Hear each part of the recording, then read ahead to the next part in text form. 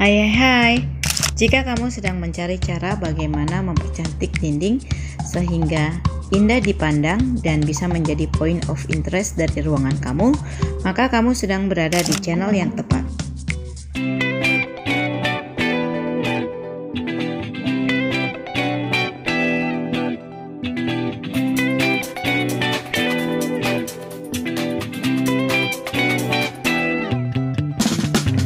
Kali ini saya akan memberitahukan Anda bagaimana caranya mempercantik dinding di rumah Anda dengan menggunakan wall decor tanpa bantuan dari tukang sehingga bisa menghemat biaya.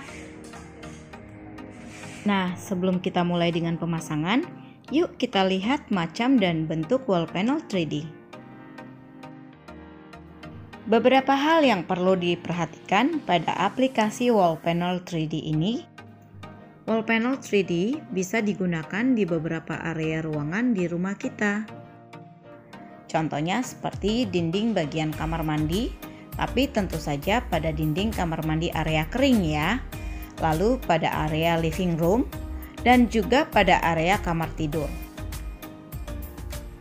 Selain itu, wall panel 3D ini juga sangat mudah untuk dibersihkan. Dan dengan ketebalan 1 cm membuat wall panel 3D ini cukup tahan terhadap benturan dan indah dan juga jadi terkesan mewah. Nah, yang menyenangkan dari wall panel 3D ini adalah cara pemasangannya tidak terlalu sulit dan bisa dilakukan oleh siapa saja. Tergantung bagaimana seberapa tertib teman-teman bisa menempelkan wall panel 3D ini pada dinding atau bagian dinding yang ingin teman-teman percantik. Tips lainnya pada penggunaan atau aplikasi wall panel 3D adalah gunakan hanya pada satu bagian dinding saja atau pada satu sisi dinding saja, di mana sisi dinding tersebut akan menjadi pusat perhatian atau focal point dari keseluruhan desain Anda. Nah, gimana nih teman-teman? Makin tertarik nggak dengan penggunaan wall panel 3D dan akan menjadi focal point di salah satu dinding di rumah Anda? Jadi, pada proses pemasangan wall panel 3D, yang teman-teman perlukan hanyalah lem, ya. Jadi, lem kuning dan kemudian tentu saja wall panel 3D-nya dari berbagai macam pilihan bentuk yang mana yang sesuai dengan selera teman-teman dan yang akan menjadi focal point di salah satu dinding di rumah teman-teman. Pastikan semua lem kuning tersebut menempel secara merata pada seluruh permukaan belakang wall panel 3D. Setelah itu, teman-teman bisa diamkan beberapa saat, lalu kemudian menempel pada bagian dinding yang teman-teman ingin hiasi atau ingin menjadikannya sebagai pusat perhatian atau focal point dari keseluruhan desain di rumah teman-teman.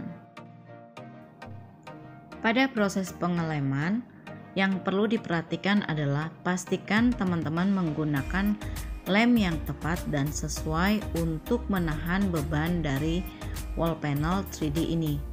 Sebab jika teman-teman menggunakan lem yang salah, maka lem tersebut tidak akan kuat menahan beban wall panel 3D ini, sebab satu wall panel 3D kurang lebih beratnya adalah sekitar 500 gram. Jadi, pastikan gunakan lem yang sesuai ya. Jangan sampai pada saat kamu menempel, keesokan harinya wall panel 3D itu akan jatuh tergeletak di lantai dan gak jadi deh dindingnya cantik, terlihat manis seperti yang kamu harapkan. Bener nggak?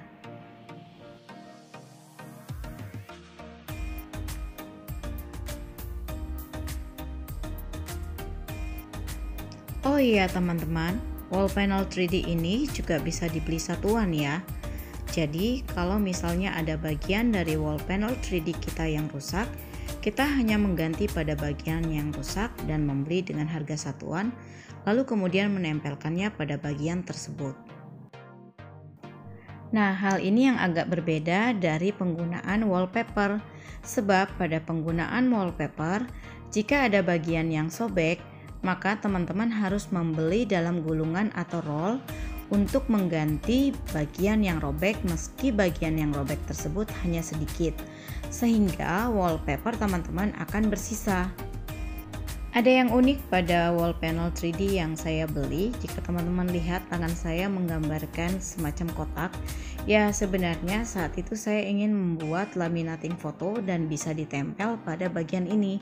Jadi ini juga merupakan ide kalau misalnya buat kalian yang ingin membuat di kamar kosan atau buat kamar anak remaja, kalian tidak perlu menggunakan frame, tapi pada wall panel ini kalian bisa menggunakan foto lalu kemudian dilaminating dan kalian bisa tempelkan di bagian wall panel ini. Jadi lebih irit kan?